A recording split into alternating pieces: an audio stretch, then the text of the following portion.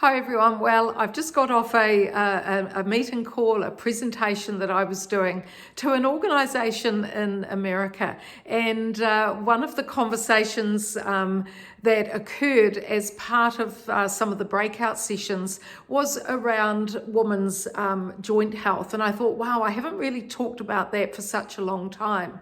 But what I was able to talk about was the fact that we often think that we're going to experience osteoarthritis as we come through our menopause transition.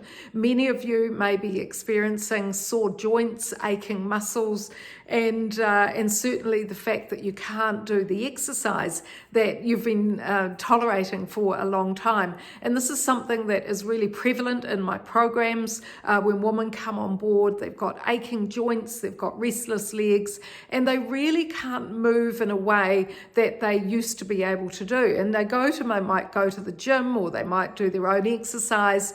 And there's such an emphasis on high intensity impact exercise.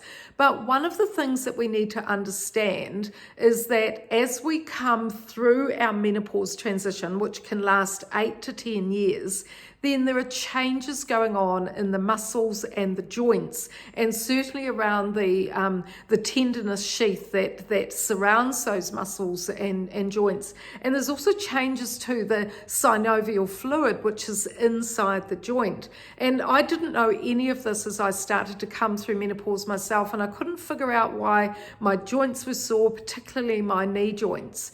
But what I didn't understand was that it is absolutely normal for our muscles to be changing in size and function. And one of the things that happens with our muscles is that we lose some of the type 2B power fibers. Those are the fibers that that causes us to jump and to leap and do those power type activities, or with heavy weights. So it's part of our natural aging. We start to lose the size and density of some of those fibers, and as such the role of calcium and magnesium changes in those fibers. Obviously, if we're losing size and density of those fibers, then there are changes to the nutrients that those muscles can actually hold on to. So we need to be really focused on magnesium. I can't say that enough. When we're in peri-menopause, we only need 200 milligrams of magnesium daily,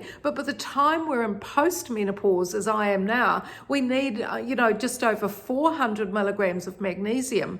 And it's important to know that because our muscles need magnesium, and other structures around the body, including the thyroid, and our blood vessels and our nerves. So that's one nutrient that is really, really important. Calcium is important, 1200 milligrams a day, particularly if you are an exerciser, and you can get that through looking at your high calcium foods. I have a whole list of those in my programs, and we want foods, not so much the supplements with calcium, because we don't want to contribute to hardening of the arteries.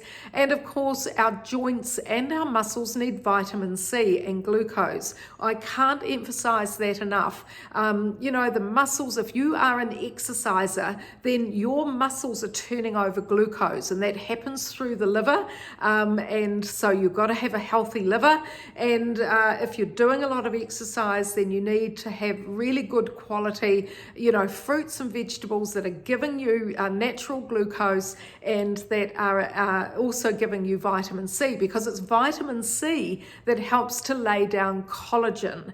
And I can't emphasize that enough. The other nutrient that is really important in gut and joint health is extra virgin olive oil, and of course that's got oliperin in it and hydroxytyrosol, and that is now known to be effective with mitigating or reducing the joint stiffness. So when we're looking at what's going on with many of our symptoms, I often say then, menopause isn't just about hot flushes.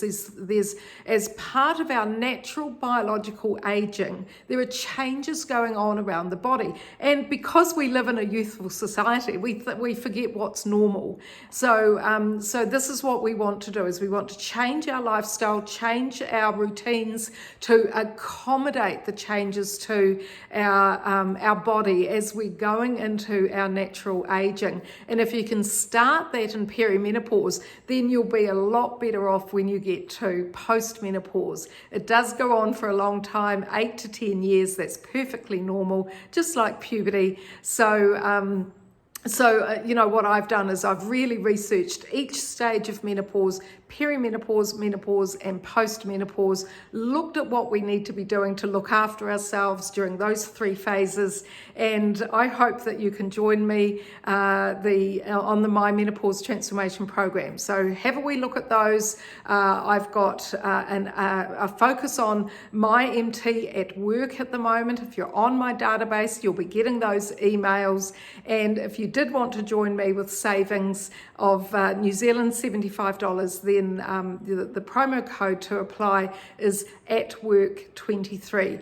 I'm Dr. Wendy Sweet from MyMenopause Transformation. I was just reminded about the joint health. I haven't spoken about that for quite some time, but I was having some discussions with some employees at an organization in America via computer, via the Teams link.